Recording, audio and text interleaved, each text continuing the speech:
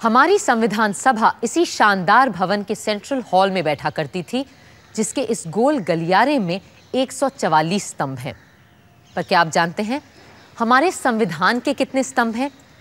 कहा जाता है कि भारत का संविधान 3 सुतूनों पर टिका हुआ है। The 3 pillars of our democracy are the legislature, the judiciary and the executive. संसद, न्यायपालिका, कार्यपालिका। वैसे आजकल एक चौथा सुतून भी माना जाता है, मीडिया। सबसे पहले सन 1942 में समाजवादी अर्थशास्त्री और गुजराती नाटककार प्रोफेसर के.टी. शाह ने संसद, न्यायपालिका, कार्यपालिका की इस त्रिवेणी की बात अपने एक नोट में की थी। प्रिय राजेंद्र प्रसाद जी, जैसा आपसे वादा था, मैं आपको संविधान के जनरल डायरेक्टिव्स के बारे में एक दस्तावेज भेज रहा हूं, जो पिछले जून में पंडित जवाहरलाल नेहरू के कहने पे मैंने तैयार किया है। इसमें अमेरिकन, ब्रिटिश और फ्रेंच तीनों संविधानों को एक आदर्श के रूप में लेने की कोशिश है। सरकार के कार्यकलाप और संघ के दूसरे अंगों के काम को भी अलग और स्पष्ट करने की चेष्टा मैंने की है। संघ के इन 3 स्तंभों में से प्रत्येक का एक पृथक और स्वतंत्र अधिकार क्षेत्र होना ही चाहिए। जैसा प्रोफेसर के.टी. शाह ने कहा, संविधान सभा के सामने कई मॉडल्स थे। ब्रिटेन की कैबिनेट सरकार, स्विट्जरलैंड की सीधी चुनी गई कार्यपालिका और अमेरिका का राष्ट्रपति मूलक शासन तंत्र। ऐसे में संविधान सभा के अध्यक्ष डॉक्टर राजेंद्र प्रसाद ने संवैधानिक सलाहकार सर बेनेगल नरसिंह राव को बुला भेजा। आइए आइए राव साहब, बैठिए। Thank you sir. अरे सर तो आप हैं, सर बेनेगल नरसिंह राव। अच्छा, ये बताइए कि क्या ये जरूरी है कि हम अपने संविधान को इंग्लैंड, स्विट्जरलैंड और अमेरिका के संविधान के आधार पर ही बनाएं? No sir, absolutely not. There are several other models that we have with us, including those of Canada, Ireland, South Africa. But we need to study them all carefully and according to our context and needs, choose those aspects which we can incorporate in our constitution. Exactly. I couldn't agree with you more. लेकिन आपकी तरह सब लोगों को, यहाँ तक कि हमारे अच्छे वकीलों को भी दुनिया के संविधानों के बारे में मालूमात कहाँ है? Yes, sir. That is why I thought of drafting a questionnaire, which we will send out to all our members, asking for their written opinion about the rights and the formation of the executive, and also begin telling them about the choices made by other countries. बल्कि इस questionnaire से जल्द और ज़्यादा से ज़्यादा लोगों के ख्यालात का भी पता चलेगा, और तब हो सकता है जून 48 तक हम संविधान के काम को पूरा भी कर पाएं। Yes, sir. I will immediately begin drafting the questionnaire and send it out to all members of the central and provincial assemblies. Thank you. 17 मार्च 1947 को constitutional adviser sir B N. Rau ने 27 सवालों की एक प्रश्नोत्तरी बनाई। इसमें हर तरह के सवालों के साथ दुनिया भर के संविधानों के उदाहरण भी सामने रखे गए थे। जैसे, क्या राष्ट्रपति को दोबारा चुना जा सकता है? सवाल के साथ लिखा था, अमेरिका में रूजवेल्ट के अपवाद के अलावा जिन्हें 4 बार चुना गया, राष्ट्रपति का निर्वाचन केवल 2 बार हो सकता है।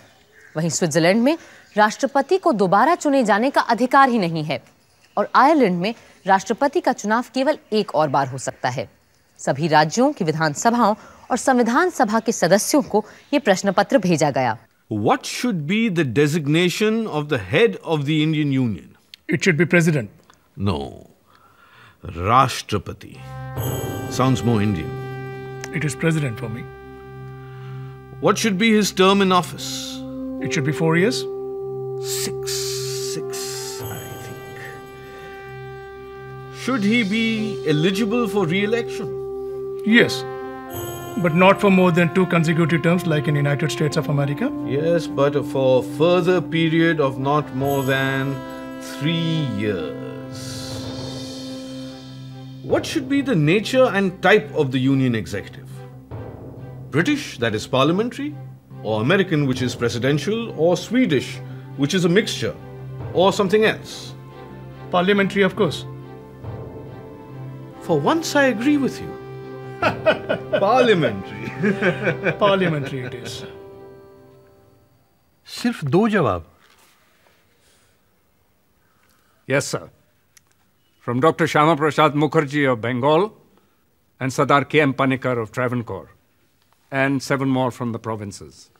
लेकिन राव साहब, ऐसी हालत में हम कॉन्स्टिट्यूशन के खाके को लेकर आगे कैसे बढ़ेंगे? Don't worry, sir. I will immediately start drafting a memorandum for the Union Constitution. और साथ ही आपको कॉन्स्टिट्यूशन के क्लॉजेस के ड्राफ्ट भी तैयार करने पड़ेंगे।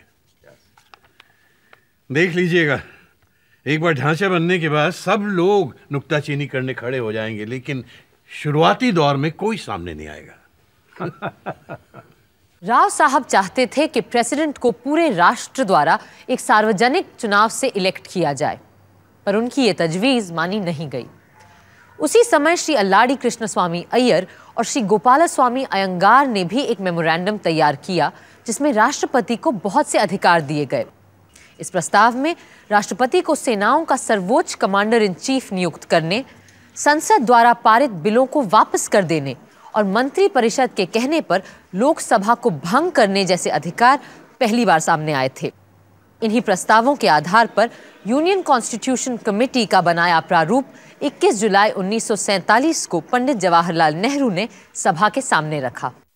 पहले क्लॉज का पहला हिस्सा यूं रहेगा, फेडरेशन यानी राज्य संघ का मुखिया होगा प्रेसिडेंट यानी राष्ट्रपति, जिनका चुनाव इस तरीके से होगा कि राष्ट्र संसद के दोनों सभाएं और तमाम इकाइयों और सूबों के लेजिस्लेचर्स के मेंबरान, और जहां की इकाइयों में एक से ज्यादा चेंबर है, वहां सिर्फ लोअर हाउस के सदस्य इलेक्टोरल कॉलेज में भाग लेंगे।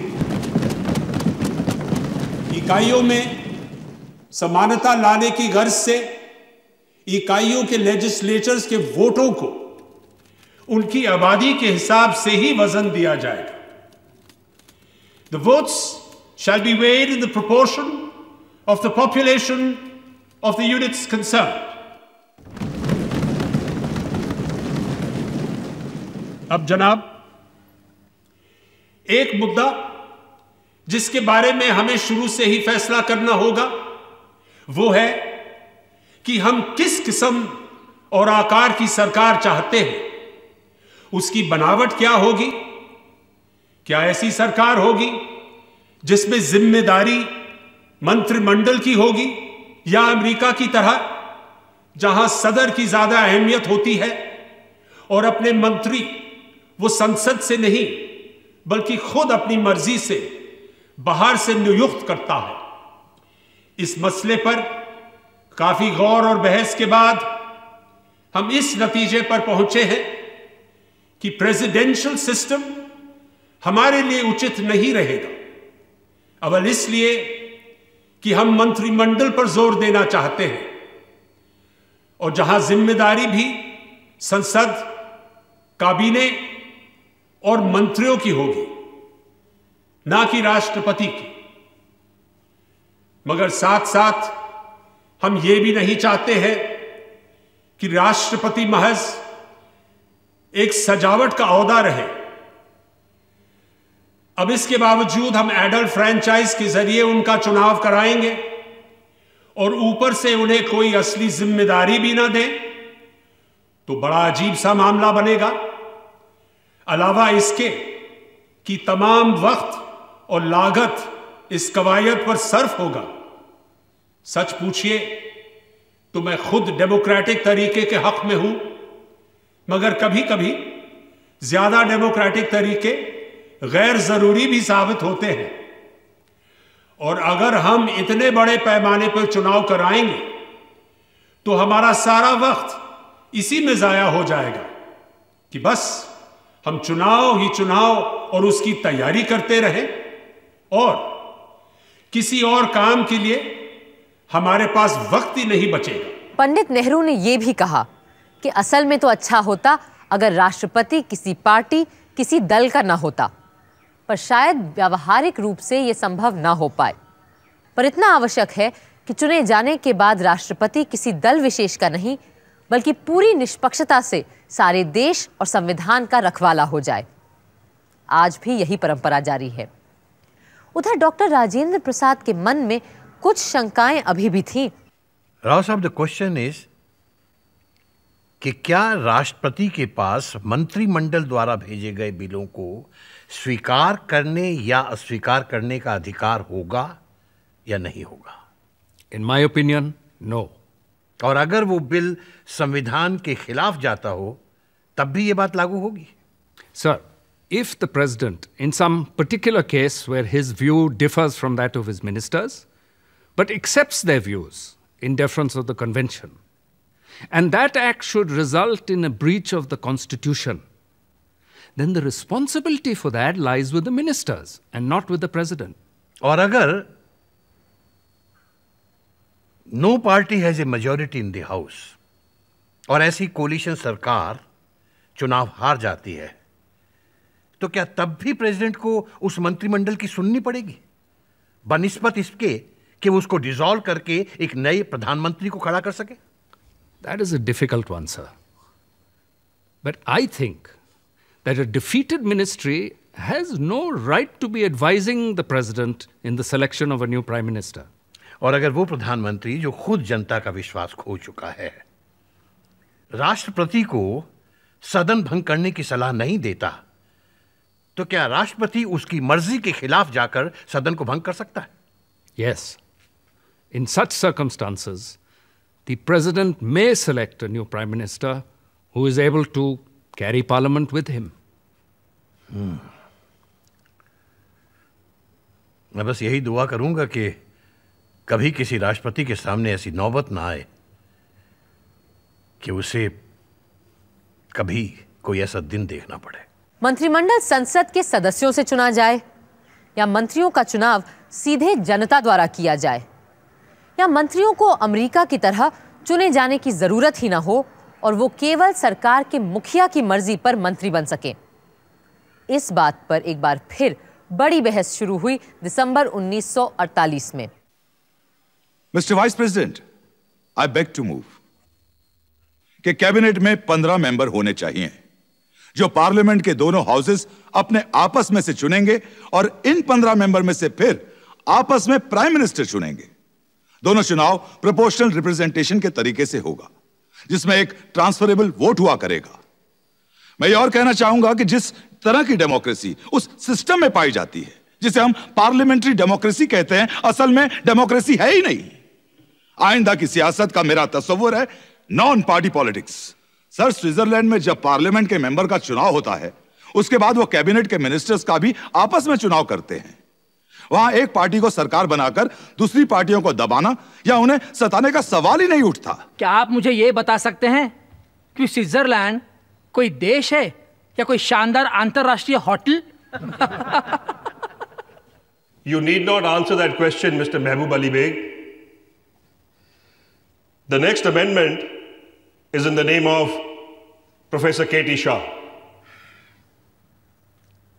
Sir, I move कि आर्टिकल 61 के क्लॉज 1 में with the prime minister at the head को हटा देना चाहिए।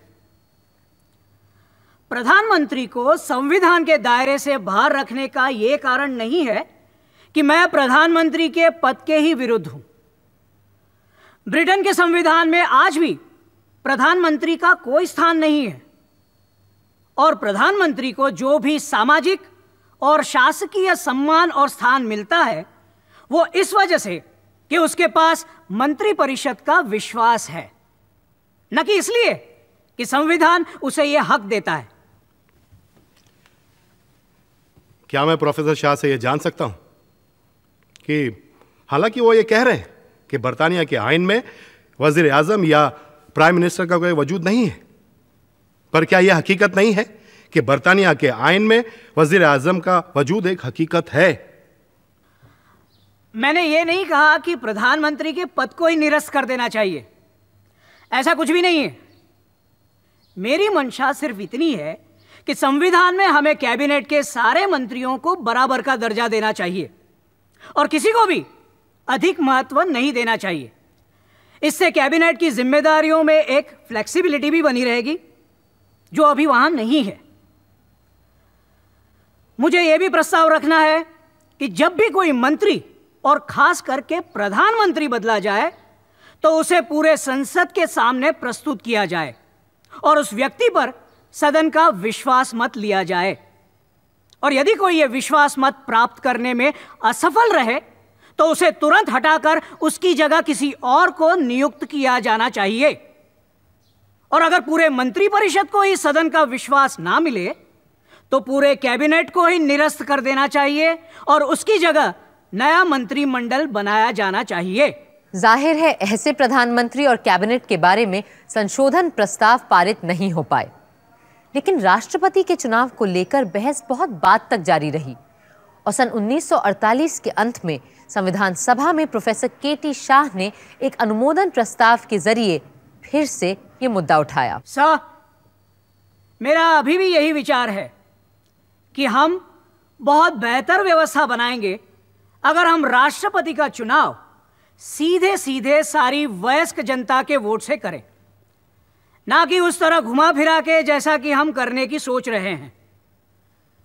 आखिर यह भी तो सोचिए कि आपकी संसद कभी भी भंग हो सकती है, जबकि राष्ट्रपति का चुनाव एक सुनिश्चित अवधि के लिए होगा। इसीलिए मैं इस व्यवस्था की बात कर रहा हूं और आशा है कि आप इसे स्वीकार करेंगे। Sir, the constitution before the House is a parliamentary system where the government is carried on not directly but by the duly elected representatives of the people.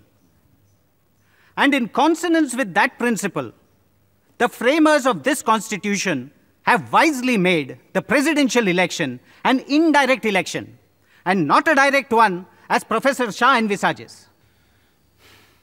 Sir, the whole question turns upon one issue. That is, who is going to be responsible to the people of the country with regard to the administration? A president coming through the direct vote as such has an independent existence outside the sphere of the parliament. And sometimes, as honorable members may have seen, conflicts do arise between the parliament and the president. Sir, it makes the smooth working of the machinery very difficult. The Union Committee has given due attention to this question, and therefore, the amendment may be rejected. Sir, turning to the amendment of Professor K.T. Shah, the matter in my judgment requires to be considered by the point of view of the size of the electorate. Let me give the House some figures of the total electorate that would be involved if we accepted Professor Shah's amendment. So far as the figures are available, we altogether are 317 million people for the whole territory of India. Assuming that the adult franchise entitled to vote will be about 50% of the whole population, the electorate will consist of 158.5 million, that is 15 crore and 85 lakh voters. Let me give figures involved in the American elections. The total electorate involved subject to correction is 75 million. That is less than half of what we are talking about here. The size of the electorate, therefore, in my judgment, forbids us from adopting adult suffrage in the matter of presidential election. We have provided that the president shall be elected by the members of the legislatures of the states and the two houses of the parliament who themselves are elected by adult suffrage. I therefore oppose the amendment.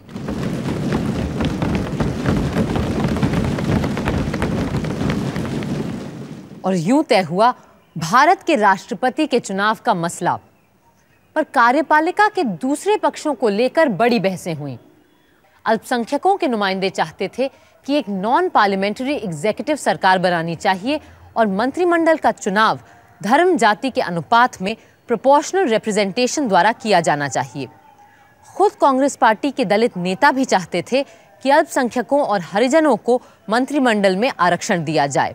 Doctor Ambedkar ने तो इस बारे में एक पर्चा ही तैयार कर डाला। The application of the British system to India will mean British parliamentary system.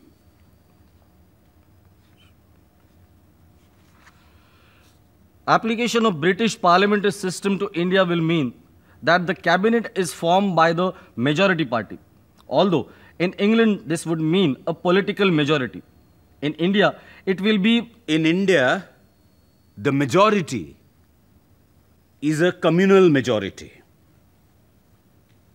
No matter what social and political programs it may have, the majority will always retain its character of being a communal majority.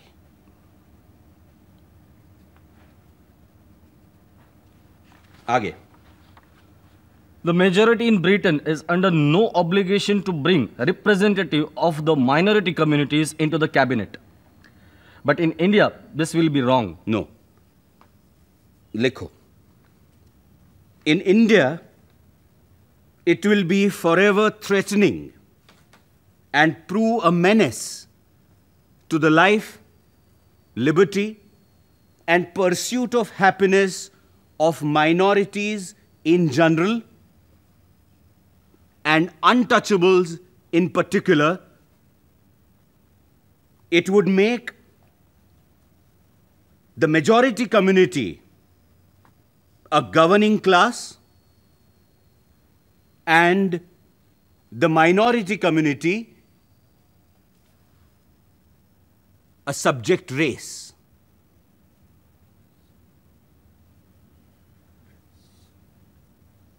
अब इसे print करने के लिए भेज दो। जी। सरदार, मुस्लिम league और अंबेडकर साहब की तो बात समझ में आती है, लेकिन अब अपने जगजीवन बाबू भी चाहते हैं कि कैबिनेट में माइनॉरिटीज और बैकवर्ड्स को रिजर्वेशन दिया जाए। माइनॉरिटी के प्रोपोर्शनल रिप्रेजेंटेशन की बात मानी नहीं गई, इसलिए घुमाकर कान पकड़ना चाहते हैं। और क्या? पर उन्हें इस बात पर विश्वास क्यों नहीं होता कि डेमोक्रेसी में खुद लोग ध्यान रखेंगे कि ज़्यादा से ज़्यादा लोगों का साथ और नुमाइंदगी सरकार को मिले। और ड्राफ्टिंग कमेटी ने भी यही कहा है कि जहां तक मुमकिन हो राष्ट्रपति को इस बात पे ध्यान रखना चाहिए कि कैबिनेट में अलग अलग ग्रुप्स और माइनॉरिटीज की नुमाइंदगी होनी चाहिए। पर ये लोग इतनी आसानी से मानेंगे नहीं और सब कमेटी में वोट की जीत करेंगे। पार्टी की तरफ से व्हिप जारी करना होगा इस बारे में। बात बात पर व्हिप जारी करना ठीक नहीं है। प्रस्ताव पर वोट होगा तो देखा जाएगा। जब डेमोक्रेसी अपनाई है तो वोट से क्या डरना। लेकिन एक बात जो सबको समझनी चाहिए, किसी भी आईन में सब बातें लिखी नहीं जा सकती। कुछ ऐसी बातें होती हैं जिसे टैसिट कन्वेंशंस के लिए भी छोड़ना चाहिए। मैं यहीं ठहरता हूं, आप अपनी दौड़ पूरी कर आइए। हमें अपने आप, अपने मुल्क और अपनी सरकार पर भरोसा करना सीखना पड़ेगा।